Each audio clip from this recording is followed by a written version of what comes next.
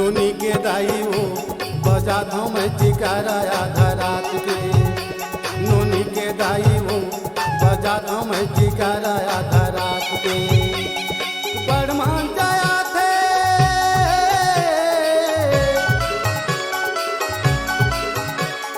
बड़मान जाया थे बजा दो लाश डार के। नोनी के दाई वो बजा दो मैं चिकारा आधा रात के। नोनी के दाई वो बजा दो मैं चिकारा आधा रात के।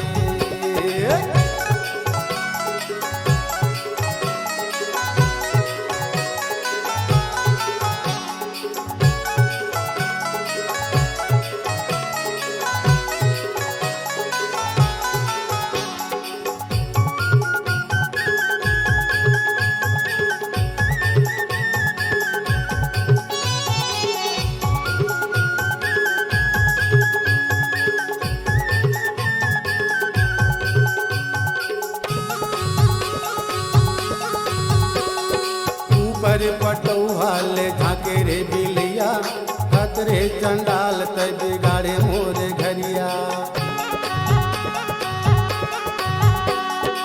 ऊपर पटौहा ले झाके रे बिलिया खतरे चंडाल तय बिगाड़े मोर घरिया। बड़मान जाया थे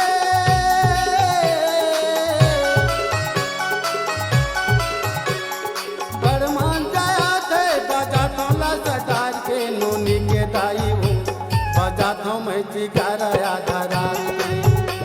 नोनी के दाई वो बजा तो मैं चिकारा आधा रात के।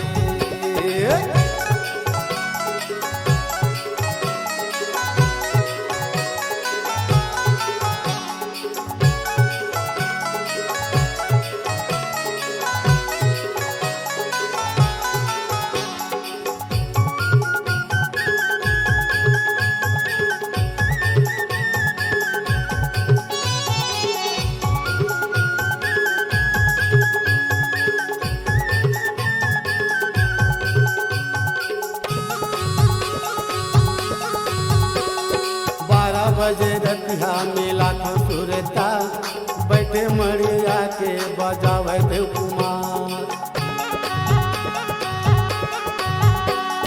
12 बजे रतिया मेला खसुरता बैठे मड़िया के बजावे देव कुमार। डोरी सुखा दे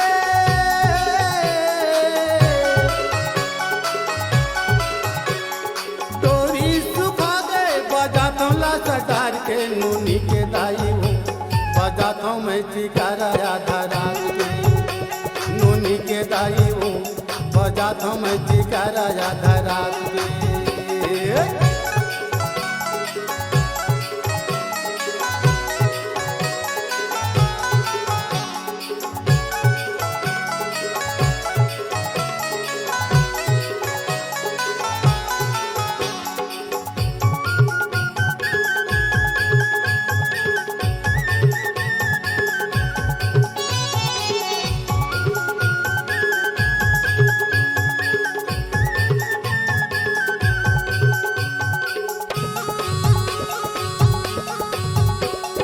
वारे चिकारा तोर काहे जवाब धाया घो धाय पाछू भागय मुरहार।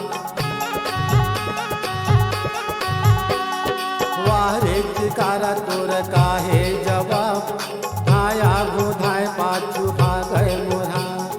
डोरी सुखा दे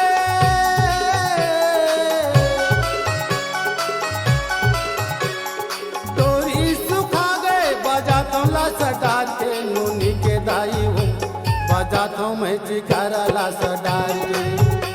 नोनी के दाई वो बजा तो मैं चिकारा आधा रात के। बड़मान जाया थे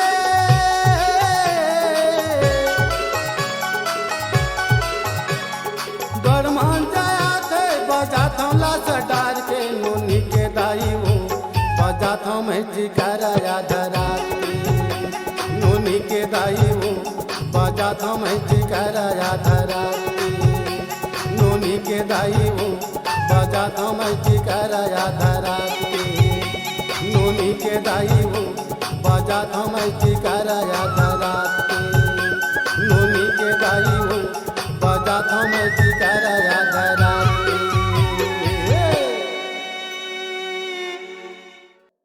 बनाइए अपनी एक खास पहचान, अपनी आवाज को दीजिए एक नया आयाम।